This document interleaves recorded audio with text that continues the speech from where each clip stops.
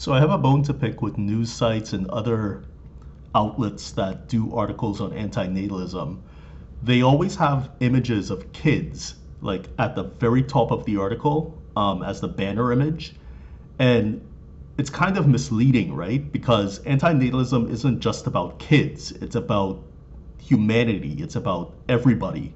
So it's almost like they put those images of kids up there for shock value, and then they try to say that antinatalists are trying to get the shock value thing going, right? When they're the ones trying to create shock value with, the cute little baby, and then antinatalism, what's wrong with it, right under the image. So yeah, they should really stop using kids as the kind of default imagery for antinatalism. Antinatalism applies to everyone, all of humanity.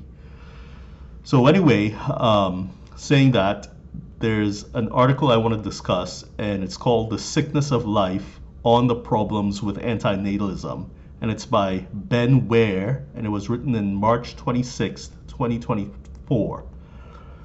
So, let's see. So he doesn't start with this, but this is where I kind of started getting interested in what he was saying.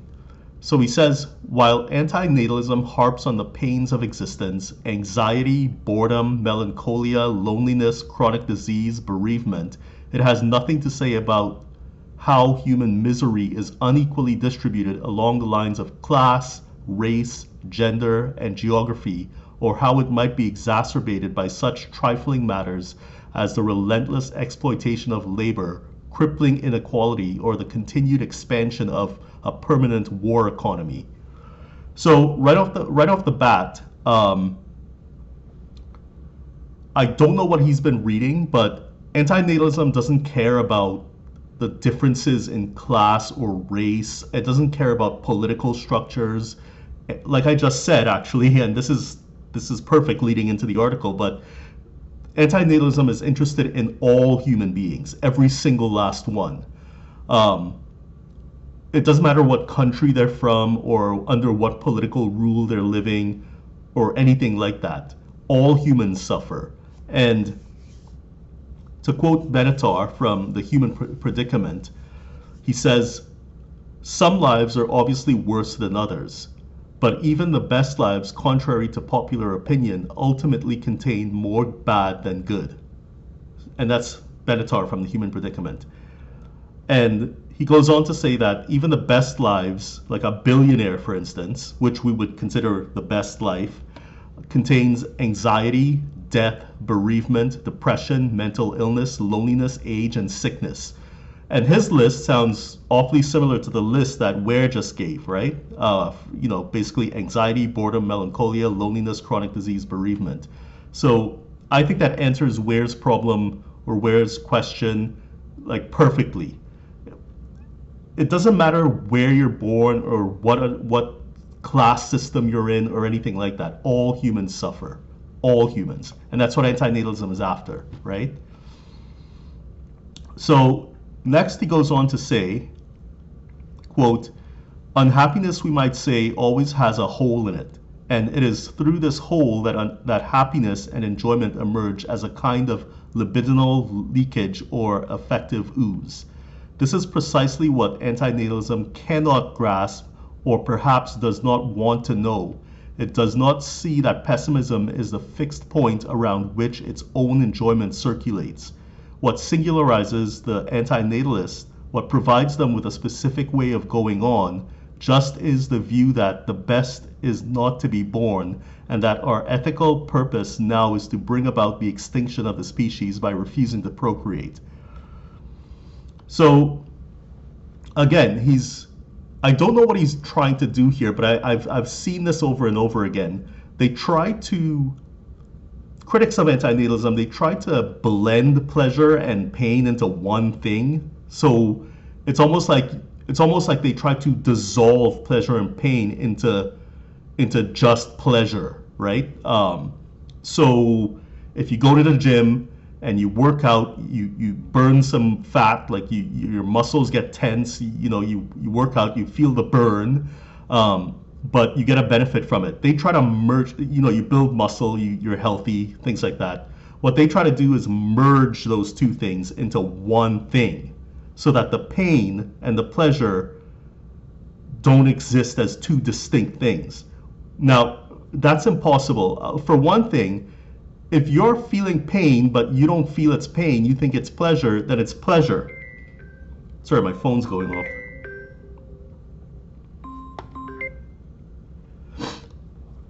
Yeah, pain is pain, pleasure is pleasure. Like they're two distinct things. Like you can't, you can't enjoy pain. Like pain is pain, right? Suffering is suffering, right?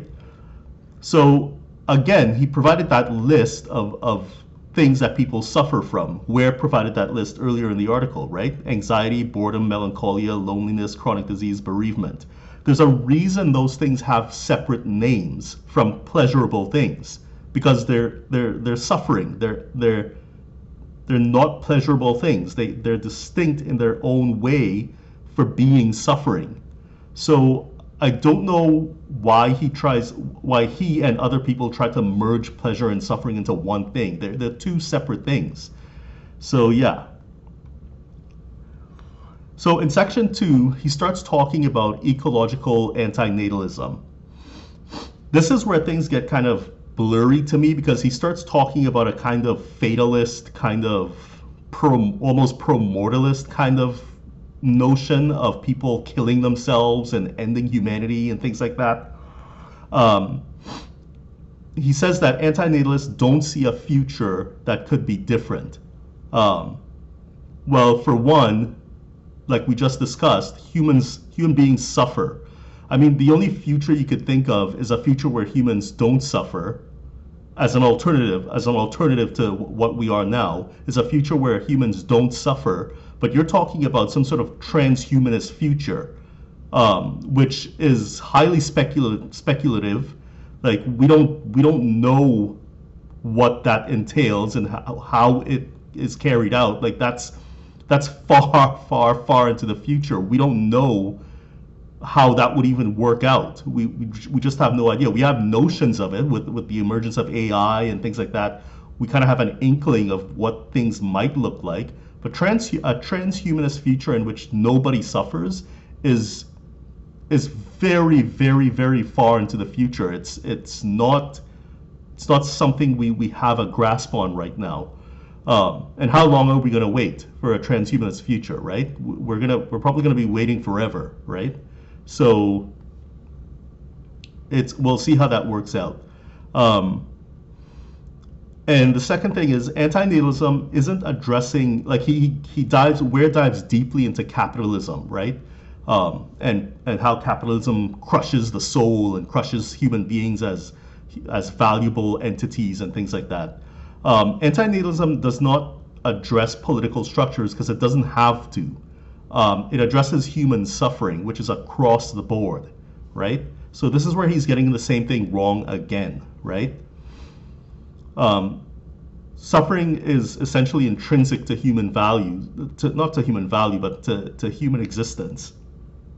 So it doesn't matter if it's capitalism or socialism or whatever, right? Like human beings suffer. So his future in which he's thinking about socialism or versus capitalism and a better future for people and all that stuff, it doesn't address human suffering, right? So in section 3, he says, it might be said that only those who have a future in the first place have the luxury of flirting with the idea of rejecting it. Well, it's kind of like he's talking about the ivory tower, right? That antinatalists sit in this ivory tower and basically dictate what the end of humanity and the end of any future for humanity, right? But I don't, again, what I think he's doing here is mixing up political system, class systems, social systems for human suffering, right? He's putting a lot of weight on politics to drive his thesis or drive his ideas. and antinatalism just doesn't care about politics. It doesn't care about class or anything like that. It cares about human suffering.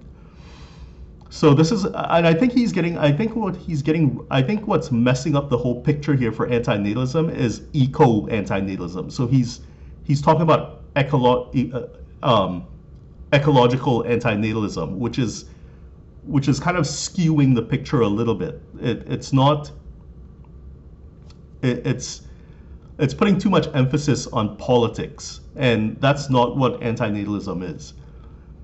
So yeah, it's so his article is on Literary Hub. So he makes a lot of literary references from lots of books and like plays and TV shows and things like that. So you might actually enjoy reading it because it makes a lot of cultural references that you might get. But in those cultural references, he's kind of skewing antinatalism a little bit. It's kind of like he's mangling antinatalism to fit his quotes and his cultural references. So yeah, but you might still enjoy reading it. It's on Literary Hub, and it's Ben Ware, and it was written on March 26, 2024. Anyway, that's all I gotta say. Bye.